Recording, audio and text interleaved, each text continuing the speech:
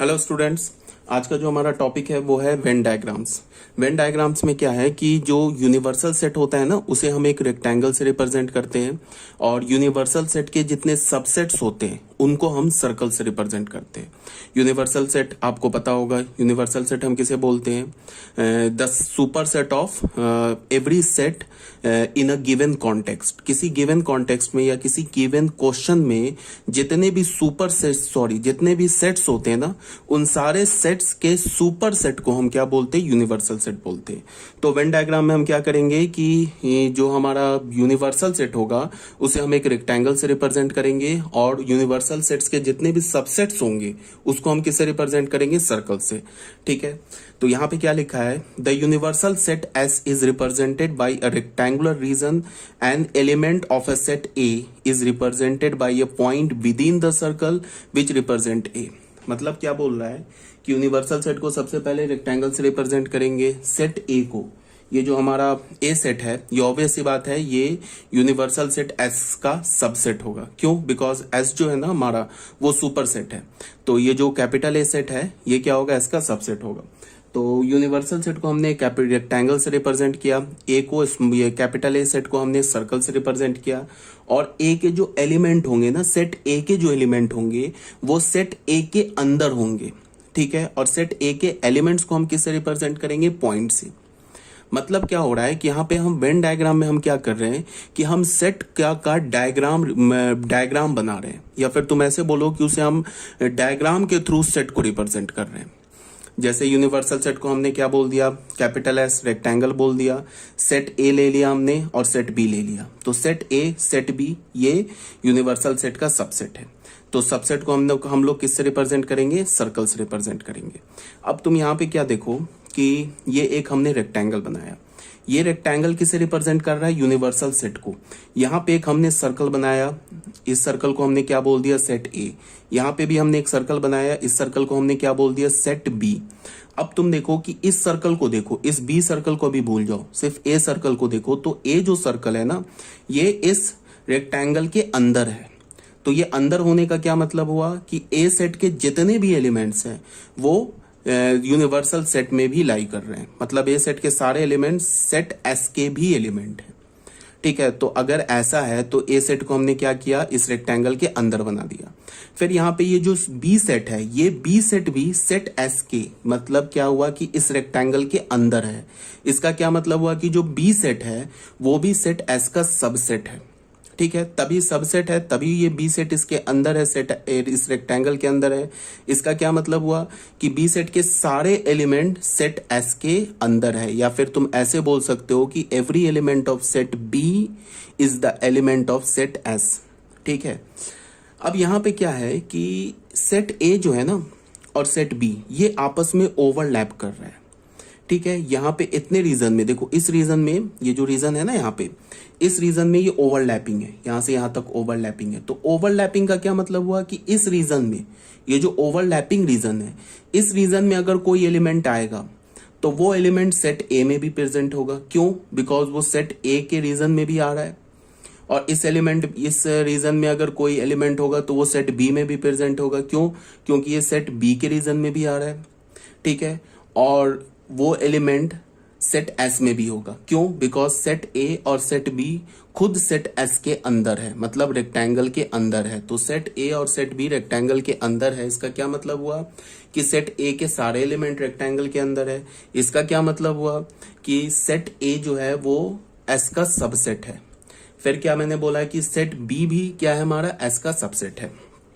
तो यहां पे मैंने क्या बोला कि ए सेट और बी सेट ये कैपिटल एस सेट का सबसेट है, जो ऑब्वियस सी बात है। क्यों? बिकॉज ए और बी एस का सबसेट होगा, because S is the universal set. ठीक है, उसके बाद हमने क्या बोला कि ए सेट और बी सेट जो है ना ये ओवरलैप कर रहा है, इतने रीजन पे ओवरलैपिंग है। इसका क्या मतलब है कि इस रीजन में कोई एलिमेंट आया तो वो ए में भी प्रेजेंट है, बी में भी प्रेजेंट है, तो दोनों के इंटरसेक्शन में भी प्रेजेंट है।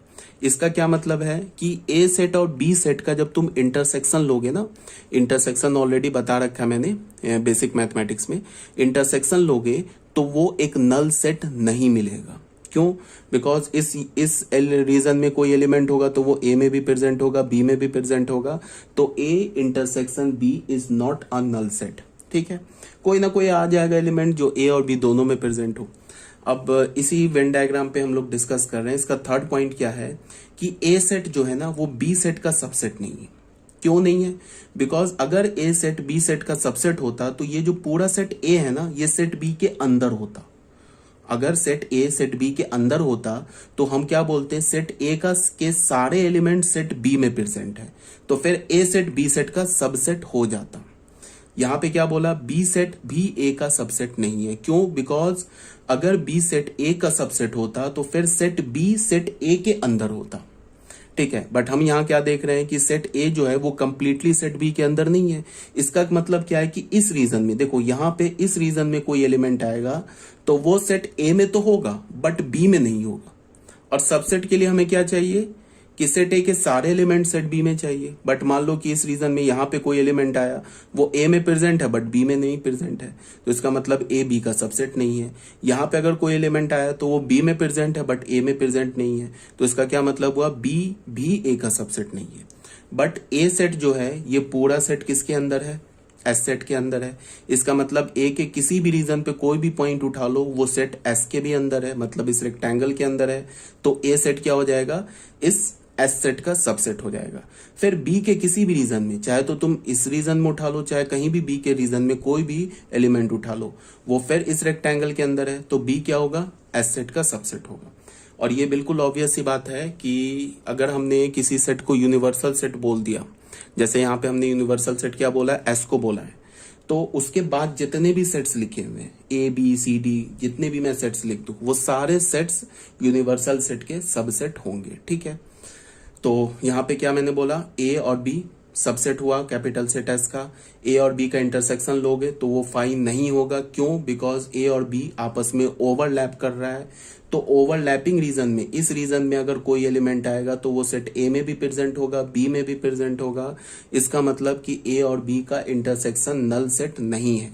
और फिर मैंने क्या बोला, ए सेट बी सेट का सबसेट नहीं है। क्यों? Because A set B set के अंदर कंप्लीटली लाई नहीं कर रहा है, और बी सेट भी ए सेट का सबसेट नहीं है। क्यों? Because B set A set के अंदर कंप्लीटली लाई नहीं कर रहा है।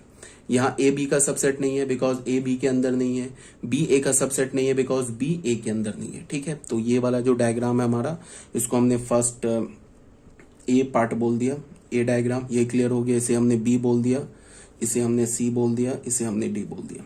ठीक है, अब आ जाओ बच्चों बी पार्ट में। बी पार्ट में क्या है कि जो हमारा ये ए सेट है ना, बी सेट है, ये दोनों अलग अलग लिखा हुआ है, डिसजॉइंट है। मतलब क्या है कि ए और बी के बीच में कोई भी ओवरलैपिंग रीजन नहीं है। तो ओवरलैपिंग रीजन नहीं है, इसका मतलब क्या है, सेट ए का कोई भी एलिमेंट सेट बी में प्रेजेंट नहीं है, और सेट बी का कोई भी एलिमेंट सेट ए में प्रेजेंट नहीं है। तो इसका क्या मतलब हुआ कि सेट ए और सेट बी के बीच में कोई कॉमन एलिमेंट नहीं है। ठीक है, तो अगर मैं ए और बी का इंटरसेक्शन लूं तो वो एक नल सेट मिलेगा, और ए सेट और बी सेट ये क्या होगा, एस सेट का सबसेट होगा। ये तो ऑब्वियस सी बात है, बिकॉज एस को यूनिवर्सल सेट बोल दिया, तो उस एस के बाद हमने जितने भी सेट लिखने हैं वो सारे सेट क्या हो जाएंगे, एस के सबसेट हो जाएंगे। ठीक है, यहाँ पे मैंने क्या बोला, A is not the subset of B. क्यों? Because A set B set के अंदर नहीं है। B is not the subset of A. क्यों? Because B set A set के अंदर नहीं है। और इन दोनों का इंटरसेक्शन क्या है, 5। इस सिचुएशन को हम क्या बोलते हैं, डिसजॉइंट सेट्स। मतलब क्या मैं बोलूंगा, A set and B set are disjoint set, मतलब अलग अलग सेट है। और इस सिचुएशन को हम क्या बोलते हैं, A and B are joint set.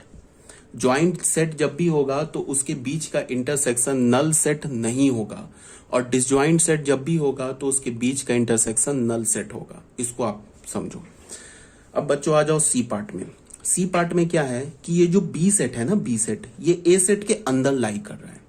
तो इसका क्या मतलब हो गया कि बी सेट के सारे एलिमेंट ए में प्रेजेंट है। इसका क्या मतलब हो गया कि बी ए का सबसेट हो गया।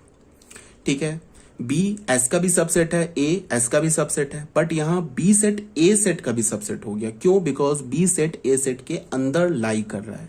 ठीक है, तो यहां पे हमने पहले पॉइंट में क्या बोला, ए और बी एस सेट का सबसेट होगा।